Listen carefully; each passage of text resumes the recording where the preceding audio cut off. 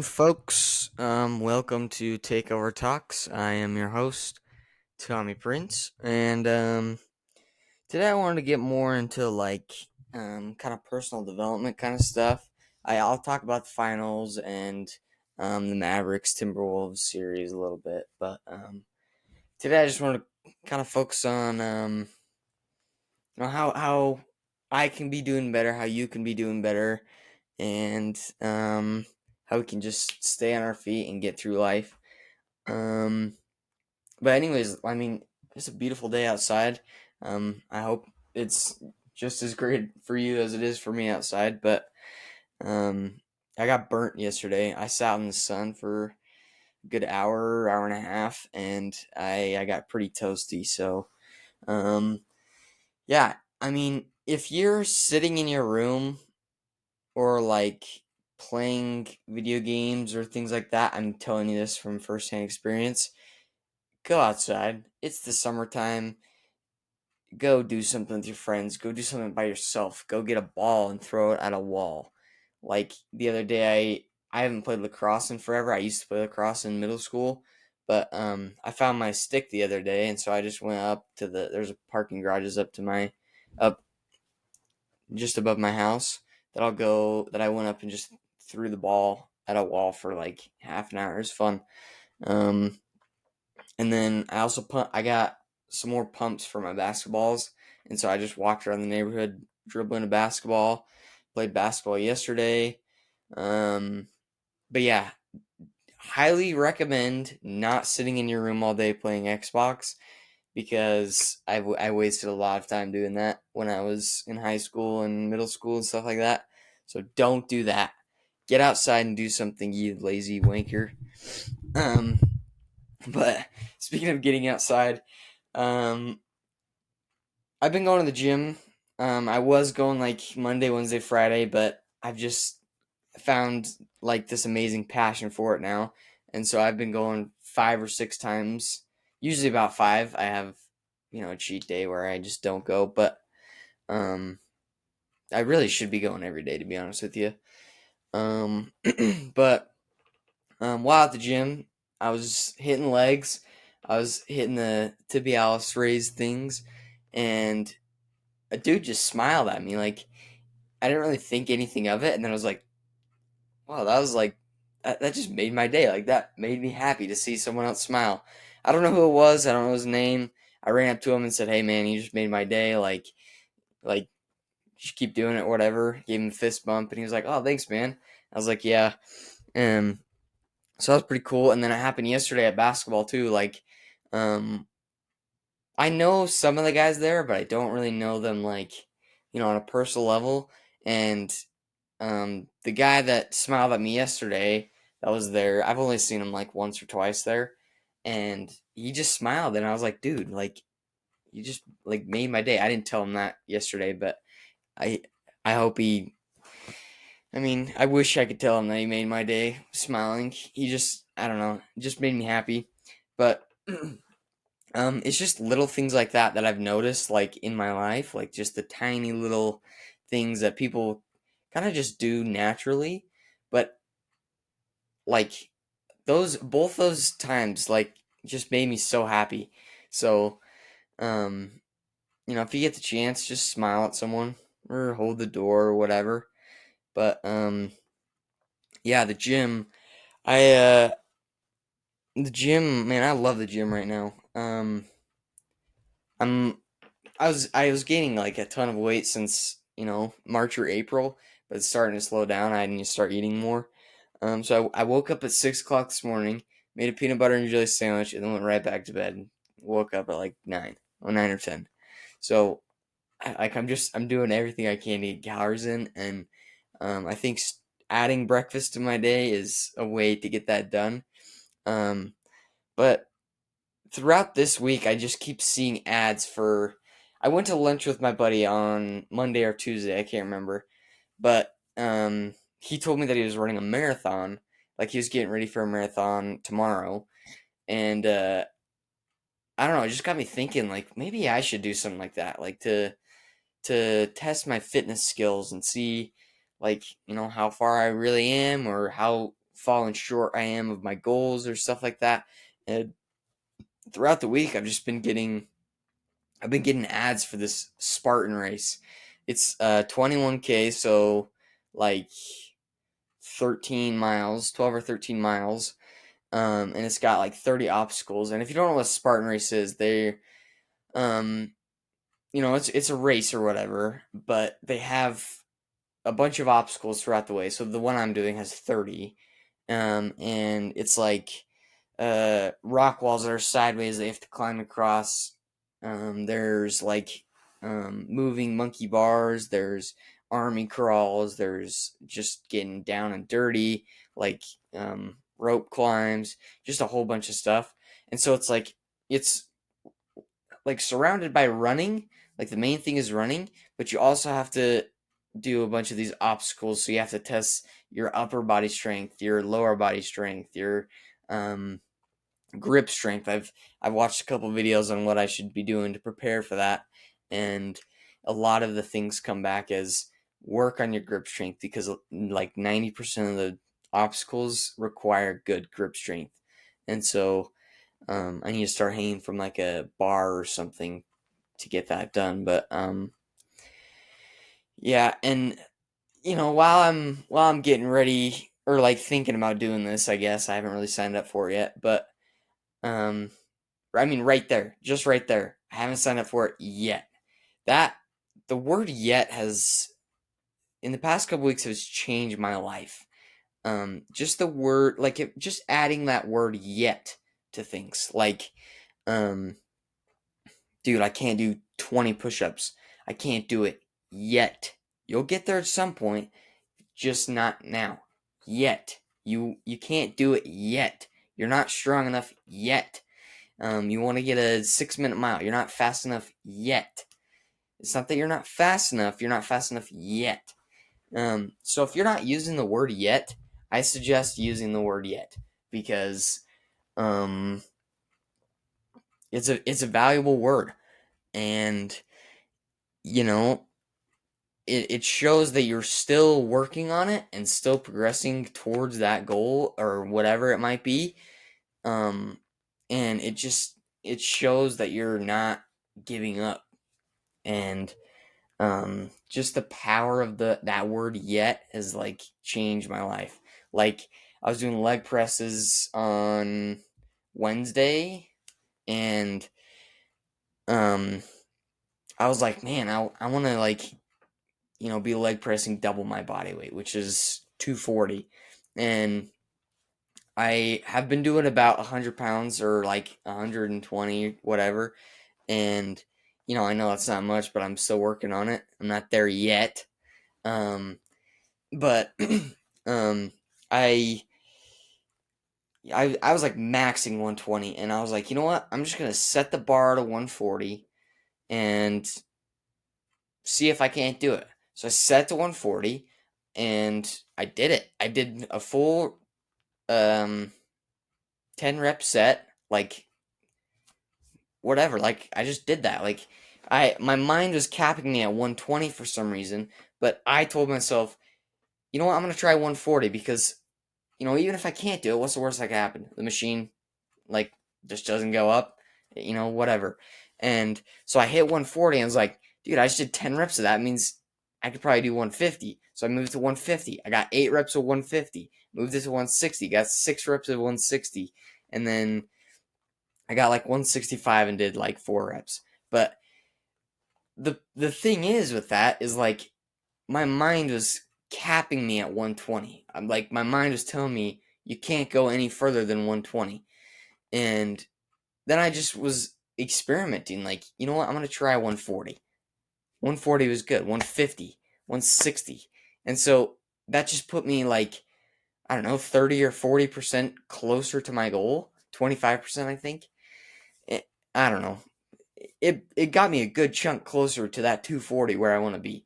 And so it's just like your mind caps you at stuff, and that's what this book has taught me. That's what like I've found out for myself is that like it's not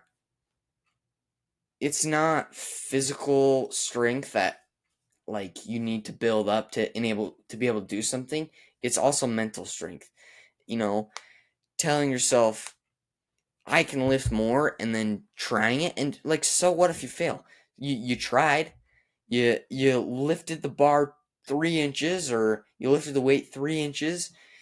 Next time get it 4 inches. Next time get it 5 inches. It's just a small little things. And I actually have a quote from this book that um I marked up. It's in challenge 3 of the Can't Hurt Me book by David Goggins. It says, "This is not about changing your life instantly. It's about moving the needle bit by bit and making those changes sustainable. That means digging down to the micro level and doing something that sucks every day, even if it's simple as making your bed, doing the dishes, ironing your clothes, or getting up before dawn and running 2 miles each day. Once that becomes comfortable, take it to 5, then 10 miles. If you're already doing those things, find something you aren't doing." And um it's just the small things that matter. Like um breakfast has been a real struggle for me, and I miss a lot of calories just by not eating breakfast or whatever.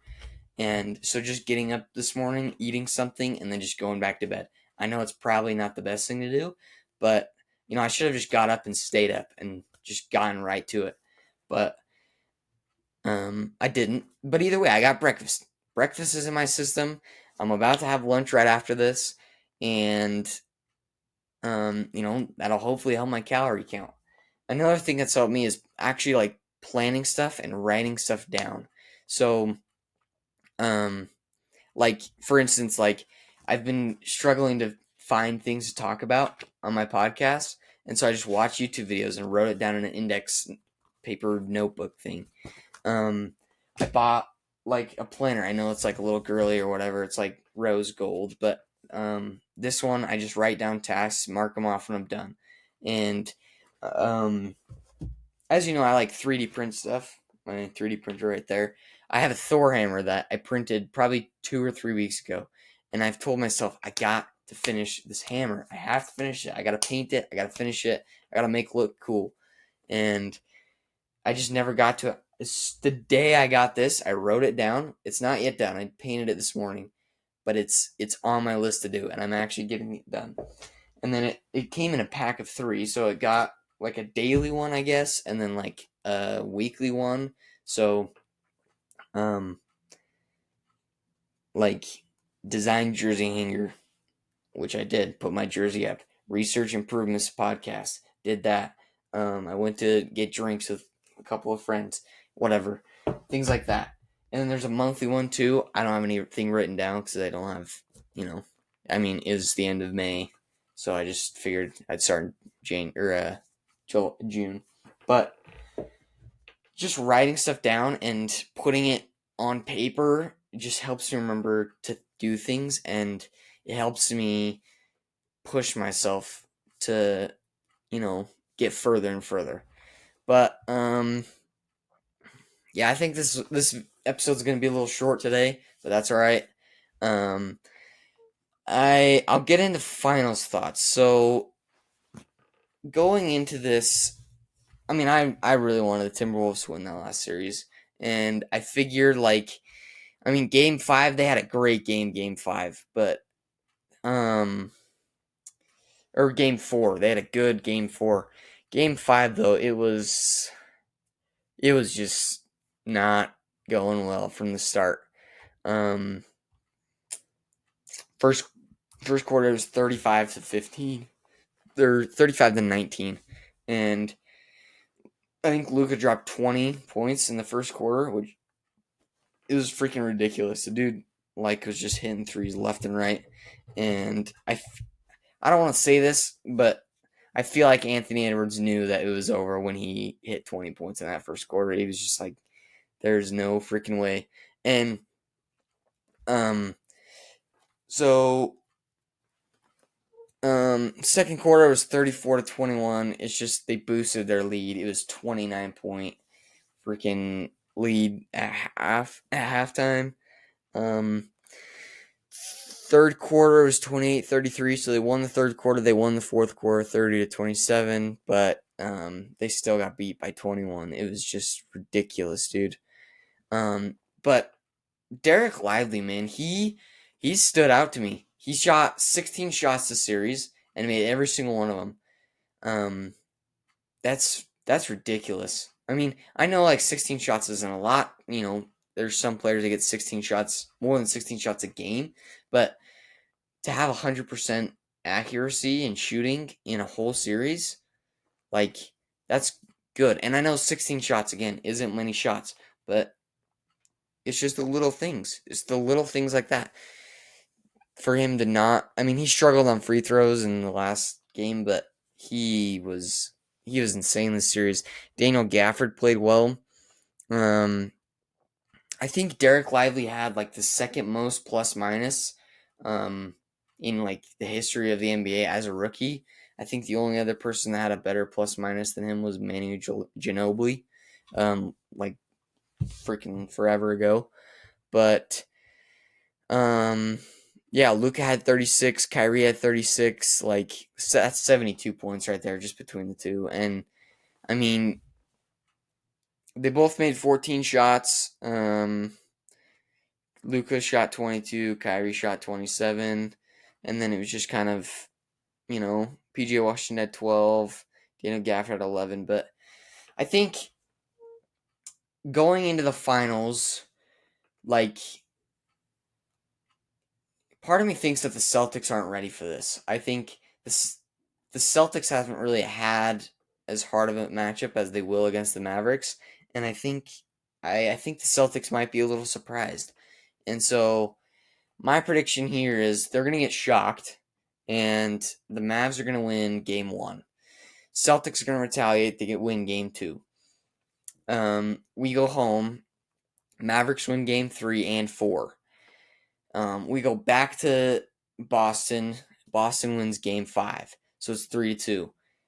Go back home to Dallas. Dallas wins game 6. I got the Mavericks in 6. I just think the backcourt of Luka Doncic and Kyrie Irving is so ridiculously good. Like I just don't think they have what it takes. And I mean, I think the Celtics have a size advantage, especially if they have Porzingis, but I just don't think the Celtics are not a finishing team. They just suck at finishing shiz. And their motto is like unfinished business or whatever. Dude, you're always gonna be unfinished business. You're like it's always gonna be unfinished. There, like it's never gonna happen. If I'm gonna be honest with you, but Drew Holiday is a good defender on the backcourt, so that'll definitely give Luka and Kyrie a struggle. But just I'm just shocked with how good Luka Doncic and Kyrie Irving is, and I talked to a lot of people about like what are their thoughts on the Mavericks and Celtics, and I've heard a lot of people say like I don't want the Celtics to win because they're just too good and I just don't like them, whatever, blah blah blah. I hear a lot of stuff about the Mavericks, like, dude, I hate Luka Doncic. I'm like, I've never really found a reason to hate Luka Doncic, to be honest with you. I mean, I hate that his moves are too good, like that little mid-range step back on the extended free throw line pisses me off on like the corner of the free throw line. That like there's a guy in our like pickup basketball that does the same shit and it drives me insane because like as a defender like I feel like I'm there. I feel like I've got you on lockdown and I like it's just I'm like that far away from the ball every single time. And the thing is I know it's coming, and I'm sure like after watching film, that shit's coming, and like I just don't understand why. Like it's just one of those things where it's so impossibly hard to guard, and I think if Drew Holiday had more height, he could guard it, but Drew Holiday's not guarding that. Um, Tatum needs to play well in the finals. I think he's really a make or break for the Celtics. Jaylen Brown he's a solid player. Jaylen Brown's got, he puts up solid points, solid rebounds, whatever. Derek White, um, I think Derek White is going to be the Mavericks' struggle, to be honest with you, because um, the matchup on Derek White is like Derek Jones Jr., which that's not a bad matchup, but I just Derek White is become a lot better than people think he is, and so I think that um, Derek White is gonna, if the Celtics are in a pain position and they're not doing well, they're gonna start offloading the ball to Derek White, because I feel like Derek White is gonna be in a position of, I wouldn't say a mismatch every single time, but I think it's just gonna be better than his defender, and so I think that's where the Mavericks are going to struggle, if struggle at all. But yeah, Jason Tatum needs to play well. Jaylen Brown needs to keep doing what he's doing. Derek White needs to take advantage of mismatches when he gets them. Um, Kleba's just starting back up. He hit a 3 last game, but he's still not looking amazing per se. I saw an Instagram post of Kristaps Porzingis. He was shooting around. He's looking good. So I bet if he's not back for game 1, I definitely think he's back for game 2. Um, and I think,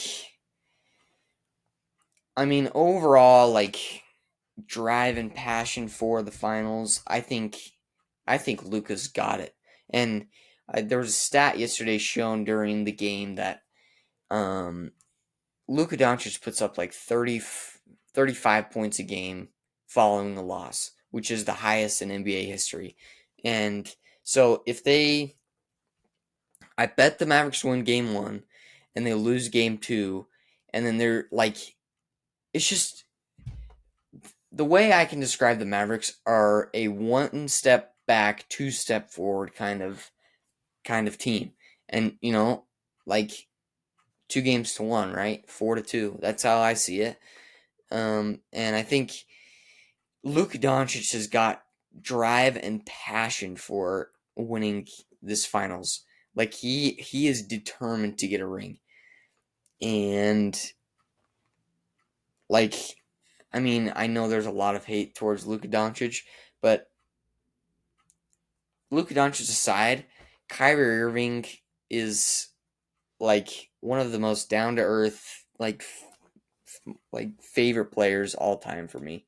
I I can't talk enough about Kyrie Irving, and I feel bad that I haven't bought a shoe yet, because I've wanted Kyrie's shoes for so long, and then I just get looking, and I end up with PGs. I have 3 pairs of PGs and no Kyrie Irvings, but um, what else, man? I mean, I just Celtics had a good regular season, but they're just not. They're not a good playoff team. Mavs in 6. That's all I gotta say. Mavs in 6. Yeah, and I think that's it for this episode. It was a really short episode today, but I'm gonna try and shorten my episodes a little bit and get more value for the time, and we'll see how it goes. I'm still working things out. I'm still trying to see what works. So if you like the length of this episode, or if you want me to lengthen them to back to an hour, just let me know. But this has been Takeover Talks. I'm Tommy, and we will see you next Tuesday. Adios.